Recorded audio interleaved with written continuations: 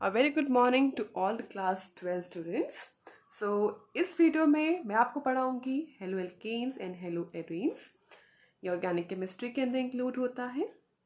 So start करते हैं first कुछ इंट्रोडक्शन के साथ। नाउ हेलो जो वर्ड होता है ये जो वर्ड है ये जुड़ा किससे है? हेलोजन के साथ। अब जो आप नॉर्मली हेलोजेंस पढ़ते हो वो है fluorine, chlorine, bromine and iodine. Normally आप इन्हीं के बारे में ज़्यादा पढ़ते हो हेलोजेंस के बारे में। एल्केन्स आप जानते हो जो CnH2n+2 ये फॉर्मूला आपने 10th क्लास में पढ़ा है। तो ये एल्केन्स होते हैं जो सैचुरेटेड कंपाउंड्स होते हैं एंड इनमें सिंगल बॉन्ड प्रेजेंट होते हैं। नाउ एरीन जो वर्ड है वो जुड़ेगा बेंजीन लाइक कंपाउंड्स के साथ। आपको ये बेंजीन जहाँ आपको दिखेगा वहाँ पर आप एरीन वर्ड अटैच करोगे। नाउ मोनो हेलो एल्केन ये वर्ड है आपके पास। ना मोनो का मतलब होता है सिंगल, हेलो यानी एक हेलोजन ग्रुप है एंड एल्केन। नाउ ये एक एग्जाम्पल है, यहाँ पर जो ये X है वो हेलोजन को डिनोट करता है। नाउ जो एल्केन है वो है C2H6 जिसका नाम इथेन होता है। इसमें से एक H निकाल कर एक X को जोड़ा जा रहा है। सो ये रहा। सो ये यहाँ पर एक हेलोजन है, so it becomes mono halo alkane. Next is दो X ग्रुप को जोड़ा जा रहा है, so it is die halo alkane. 3 को जोड़ा जा रहा है तो ट्राई हेलो एल्केन। उस तरह से एरीन्स में आता है, एक जोड़ा जा रहा है so it becomes mono hello arene. 2 halogens हैं तो डाई, 3 हेलोजेंस हैं तो ये हो जाएगा ट्राई। नाउ इस कार्बन को हम नाम दे रहे हैं प्राइमरी। क्यों? क्योंकि इसके साथ जो एक एल्काइल ग्रुप जुड़ा है और एक एल्काइल ग्रुप जुड़ा है, उस एल्काइल का एक कार्बन इसके साथ जुड़ा है। तो आप इसे कहोगे कि इस कार्बन के साथ एक कार्बन ग्रुप और जुड़ा है, तो इसे हम कहेंगे प्राइमरी कार्बन। इसे हम प्राइमरी कार्बन कहेंगे। 2 कार्बन ग्रुप जुड़े हैं, 2 अलग अलग कंपाउंड्स जुड़े हैं, 2 एल्काइल ग्रुप जो अलग अलग जुड़े हैं, तो इसे कहा जाएगा सेकेंडरी। R' और R" इसको शो करता है कि 2 अलग अलग एल्काइल ग्रुप जुड़े गए हैं। जो R होता है वो एल्काइल ग्रुप के लिए डिनोट किया जाता है। नाउ अगर 3 जुड़े हैं तो इसे कहा जाएगा ट्राई कार्बन। अब देखिए फॉर एग्जाम्पल यहाँ देखिए इस कार्बन के साथ 2 कार्बन जुड़े हैं तो इट बिकम्स सेकेंडरी। अब हम स्टार्ट करेंगे नॉमेनक्लेचर के साथ। ये कुछ कंपाउंड्स हैं मैंने आपको लिखे हैं। अब देखिए CH3, CH2, CH2Br मैं आपको IUPAC के थ्रू कैसे नेमिंग की जाती है वो सिखा रही हूँ। नाउ सबसे पहले जिस कार्बन के साथ हेलोजन ग्रुप जुड़ा है उसे आप 1 दे दीजिए। फिर सेकेंड एंड थर्ड ये वाला जो मैंने आपको कहा है कि 1 देना है ये स्ट्रेट लाइन में देना है। देखिए पॉसिबल हो सके तो आपको जहाँ भी कार्बन के साथ हेलोजन ग्रुप जुड़ा है उसे स्मॉलेस्ट नंबर देना है, ये पूरी कोशिश करनी है। यहाँ पर जो Br है वो लास्ट में यानी टर्मिनल में जुड़ा है, लास्ट में जुड़ा है, तो उसी कार्बन को हम नंबर 1 देंगे। नाउ अब इसकी नेमिंग करेंगे। फर्स्ट पे जुड़ा है ब्रोमीन, तो ब्रोमीन के लिखेंगे ब्रोमो। 3 कार्बन हैं तो ये रहा प्रोप, और हर जगह आपको सिंगल बॉन्ड देखने को मिलेगा इसलिए ANE। नॉमेनक्लेचर करते हो तो हमेशा कंपाउंड को पूरा ओपन अप करो तो आपको नेमिंग करने में आसानी होगी। आपको पता लगेगा कि इसमें डबल है कि ट्रिपल है, सिंगल है, क्या बॉन्ड है, वो आपको तब पता लगेगा। जैसे कि मैं इसे ओपन अप करती हूँ।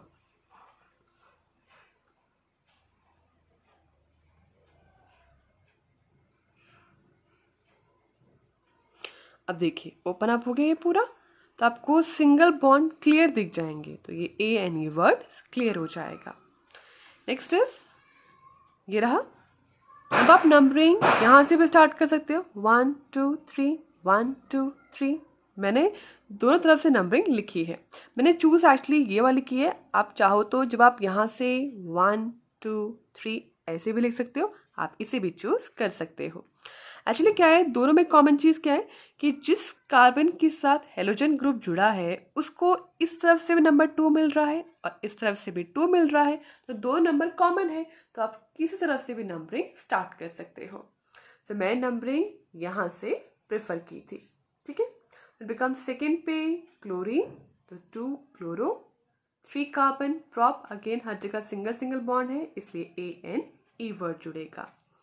नाउ नेक्स्ट एग्जाम्पल है, अगेन आप नंबरिंग करोगे, फर्स्ट क्लोरो, सेकेंड पे जुड़ा है मिथाइल, बचे 3 कार्बन प्रॉप एंड लास्ट में सिंगल, हर जगह सिंगल बॉन्ड है इसलिए ANE। अब बारी है इसकी।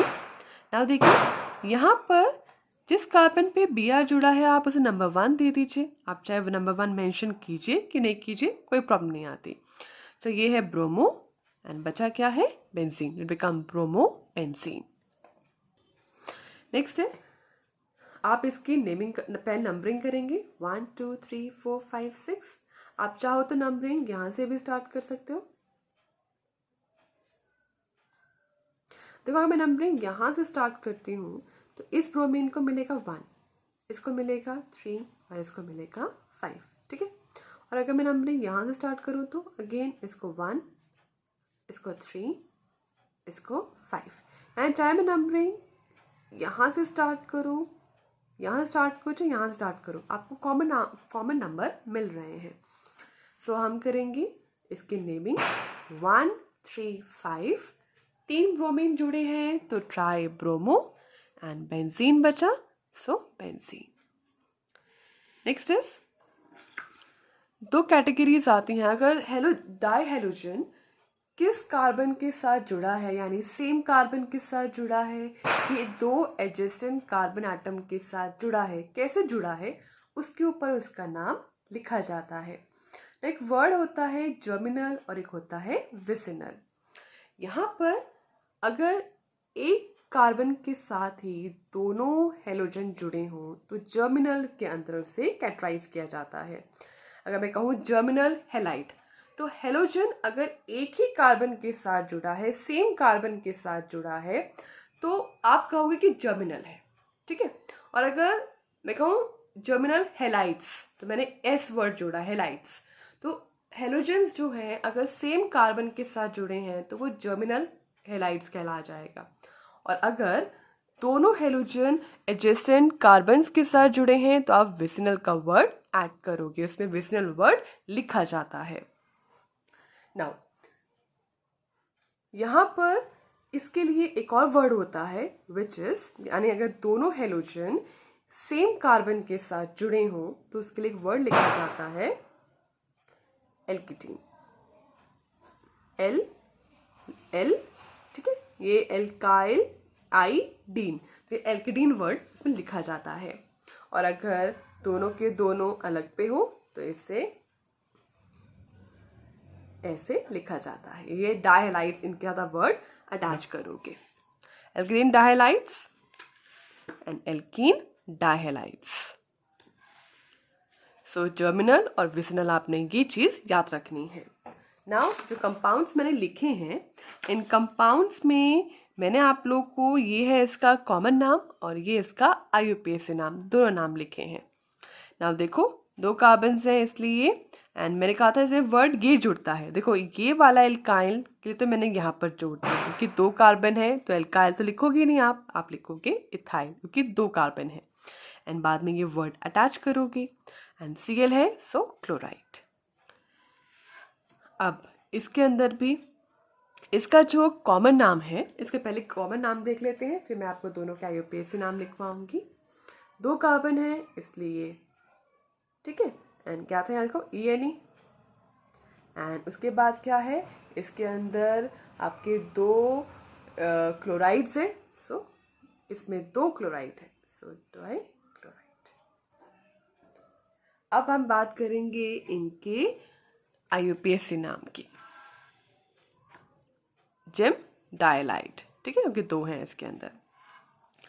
अगेन स्प्लिट कर दिया मैंने, पूरा ऐसे ओपन अप कर दिया, तो फर्स्ट कार्बन के साथ दोनों हेलोजन जुड़े हैं, तो जस्ट 1 डाई क्लोरो इथेन। इसमें दोनों एडजेसेंट कार्बन्स हैं तो ये विस आएगा, इसे विसिनल वर्ड अटैच हो जाएगा, 1 2 die chloro ethane. Next topic है नेचर ऑफ CX, यानी कार्बन और हेलोजन के बॉन्ड का नेचर कैसा होता है। नाउ यहाँ पर आप देख रहे हो पार्शियल पॉजिटिव चार्ज है और पार्शियल नेगेटिव चार्ज देख रहे हो आप, ठीक है। कब आते हैं ये चार्जेस? हेलोजन ज़्यादा इलेक्ट्रोनेगेटिव होता है एज कंपेयर टू कार्बन, तो ये ज़्यादा इलेक्ट्रोनेगेटिव है, इसकी इलेक्ट्रोनेगेटिविटी ज़्यादा है, तो ये जो दोनों C और X जो आपस में इलेक्ट्रॉन शेयर करते हैं वो थोड़े से इसकी तरफ शिफ्ट हो जाते हैं, इस पे आता है पार्शियल नेगेटिव, और इससे दूर जाते हैं तो इस पे आता है पार्शियल पॉजिटिव। तो हेलोजन ज़्यादा इलेक्ट्रोनेगेटिव होता है एज कंपेयर टू कार्बन, तो ये दोनों की जो बॉन्ड हैं ये पोलराइज्ड होते हैं, यानी इस पे पार्शियल पॉजिटिव और इस पे पार्शियल नेगेटिव चार्ज होता है। हेलोजन की ग्रुप में जैसे आप ऊपर से नीचे की तरफ जाओगे तो हेलोजन का साइज बढ़ता है, तो फ्लोरीन छोटा हुआ और आयोडीन बड़ा हुआ। अब बात करेंगे बॉन्ड लेंथ की, CF, फिर CCl, CBr, CI। तो इन जैसे आप नीचे की तरफ जाते हो तो जो बॉन्ड लेंथ है इनके बीच की ये काफ़ी लंबी होती चली जाती है, यानी बॉन्ड लेंथ इंक्रीज होती है down the group. Now comes physical properties. Alkyl halides colour, इनमें कोई कलर नहीं होता है जब ये पूरी तरह से प्योर होते हैं। ब्रोमीन और आयोडाइड्स ये तब कलर डेवलप करते हैं जब इन पे लाइट डलती है। बहुत सारे वॉलेटाइल हेलोजन कंपाउंड्स होते हैं जिनकी स्मेल काफ़ी स्वीट होती है। वॉलेटाइल वो होते हैं जिनकी आसानी से वेपर्स बन जाते हैं। Now next come melting and boiling point. Melting point and boiling point. ये कुछ एग्जाम्पल्स हैं जो गैशियस स्टेट पे होती हैं रूम टेम्परेचर, एंड जिससे और बड़े मेंबर्स होते हैं वो लिक्विड या सॉलिड फॉर्म में होते हैं। नाउ एक कंपैरिजन किया जाएगा बिटवीन पेरेंट हाइड्रोकार्बन और उनसे जुड़े हेलो एल्केन्स के बीच में। नाउ एक कॉन्सेप्ट पहले आप समझ लीजिए, फिर मैं आपको एग्जाम्पल कराती हूँ। अब वर्ड है कि हेलो एल्केन्स की पोलैरिटी ज़्यादा होती है, उनका मॉलिक्यूलर मास भी ज़्यादा होता है एज कंपेयर टू उनके पेरेंट हाइड्रोकार्बन के मुताबिक, और इसी वजह से क्या होता है उनमें जब इंटरमॉलिक्यूलर फोर्स ऑफ अट्रैक्शन होते हैं जो हैं dipole dipole forces and van der Waals forces, वो हो जाते हैं ज़्यादा। अब इंटरमॉलिक्यूलर फोर्स ऑफ अट्रैक्शन ज़्यादा हो जाएंगे तो उनका boiling point of chlorides, bromides, iodide उनके हाइड्रोकार्बन से ज़्यादा होगा। और ध्यान रखना जब भी आप कंपैरिजन करते हो तब उनका जो मॉलिक्यूलर मास होना चाहिए वो कंपैरेबल होना चाहिए। जैसे कि मैं आपको एग्जांपल करके बता रही हूँ, जैसे कि ये देखिए इनका मास लगभग कंपैरेबल है, आप दोनों के बीच में कंपैरिजन कर सकते हो। देखिए CH3 ये इस कंपाउंड का पेरेंट हाइड्रोकार्बन है। कैसे? दोनों कार्बन सेम है, ठीक है, दो कार्बन इसमें भी है, 2 कार्बन इसमें भी है। फ़र्क क्या है कि इसमें 5 हाइड्रोजन है जबकि इसमें 6 हाइड्रोजन है। इसका एक हाइड्रोजन निकाला है और एक Cl को जोड़ा है, तभी तो ये बना है। तो ये बन गया उसका पेरेंट हाइड्रोकार्बन। अगर मैं कंपैरिजन करूँगी दोनों के बॉइलिंग पॉइंट का, तो इसका बॉइलिंग पॉइंट होगा ज़्यादा और इसका बॉइलिंग पॉइंट होगा कम, कि इसमें इंटरमॉलिक्यूलर फोर्स ऑफ अट्रैक्शन काफ़ी ज़्यादा होते हैं। जैसे जैसे मॉलिक्यूल बड़ा होगा उनमें अट्रैक्शन ज़्यादा होंगे, तो मॉलिक्यूल साइज में बड़ा होता चला जाएगा, उसमें ज़्यादा इलेक्ट्रॉन होंगे तो अट्रैक्शन भी इनमें स्ट्रॉन्गर होती चली जाती है। नाउ कम्स, अगर मान लीजिए इन चारों में जो एल्काइल ग्रुप है, यानी जो R है वो एल्काइल ग्रुप को डिनोट करता है, वो सब चारों का सेम है। तो जैसे जैसे हेलोजन का साइज बढ़ेगा, उनका मास बढ़ेगा, तो उनमें वॉन डर वाल्स फोर्सेस भी बढ़ेंगे, और इसी वजह से इसका बॉइलिंग पॉइंट होता है ज़्यादा और इसका बॉइलिंग पॉइंट होता है कम। नेक्स्ट, जो बॉइलिंग पॉइंट है, यहाँ पर मैं 3 कंपाउंड्स को कंपेयर कर रही हूँ उनके बॉइलिंग पॉइंट्स को लेकर। ये आइसोमेरिक हेलो एल्केन्स हैं। अब देखिए ये स्टेट है, इसमें ब्रांचिंग हुई है, इसमें ज़्यादा ब्रांचिंग हुई है। अब जैसे जैसे ब्रांचिंग बढ़ रही है बॉइलिंग पॉइंट जो है वो कम हो रहा है, तो जैसे जैसे ब्रांचिंग बढ़ेगी बॉइलिंग पॉइंट इसकी कम हो जाएगी। नेक्स्ट, हम हेलो एरीन्स को कंपेयर कर रहे हैं। अब ये देखिए, ये है ऑर्थो आइसोमर, ये है मेटा आइसोमर और ये है पैरा आइसोमर। देखिए तीनों का कैसे आप पहचानेंगे कि भाई कौन सा ऑर्थो है, कौन सा पैरा है और कौन सा मेटा है। तो ये CL है, ठीक है, इस पोजीशन को फिक्स कर लीजिए। अब यहाँ पर देखिए, ये वाला कहाँ है, ऑर्थो पोजीशन पे है, ठीक है। आपको मैं सिंपल एक बेंजीन में कहाँ ऑर्थो और पहला कहाँ मेटा और कहाँ पैरा होते हैं पहले ये बताती हूँ। ये पोजीशन होती हैं पैरा की, ठीक है, ये होती हैं ऑर्थो और ये होती हैं मेटा एंड मेटा। ये पोजीशन होती हैं एक सिंपल बेंजीन ग्रुप के अंदर। अब देखिए, अब इसे कैसे पता करेंगे कि भी ऑर्थो है, पैरा है, मेटा है, क्या है। देखिए ये फर्स्ट कार्बन आप नंबरिंग कीजिए सिंपल सी, ठीक है, ओके। ये फर्स्ट से सेकंड कार्बन पे हेलोजन है तो ये ऑर्थो है। अब ये देखिए, फर्स्ट और थर्ड पे हेलोजन है तो ये कहलाएगा मेटा। फर्स्ट एंड फोर्थ पे है तो ये कहलाएगा पैरा। अब देखिए मेल्टिंग बॉइलिंग पॉइंट जो है लगभग इन आइसोमर्स की ऑलमोस्ट नियरली सेम है, बट जो मेल्टिंग पॉइंट है उनमें डिफरेंस आ रहा है आपका। और जो ये पैरा वाला होता है इसका मेल्टिंग पॉइंट काफ़ी ज़्यादा होता है। अब पैरा आइसोमर का मेल्टिंग पॉइंट क्यों ज़्यादा होता है? जो पैरा आइसोमर होता है उसकी सिमेट्री की वजह से वो क्रिस्टल लैटिस में काफ़ी अच्छे तरीके से फिट हो जाता है as compared to ortho and meta isomer, और इसी वजह से उसकी मेल्टिंग पॉइंट होती है काफ़ी ज़्यादा। इस वीडियो में मैं आपको इतना कराऊंगी। अगर आपको कोई डाउट हो तो आप कमेंट सेक्शन में लिख सकते हो, आपको आपके आंसर्स बहुत जल्दी मिल जाएंगे। इस चैनल को अगर आपको पसंद आता है तो सब्सक्राइब कीजिए एंड वीडियो को लाइक कीजिए और जितना हो सके इस वीडियो को शेयर कीजिए। And thank you for watching my video.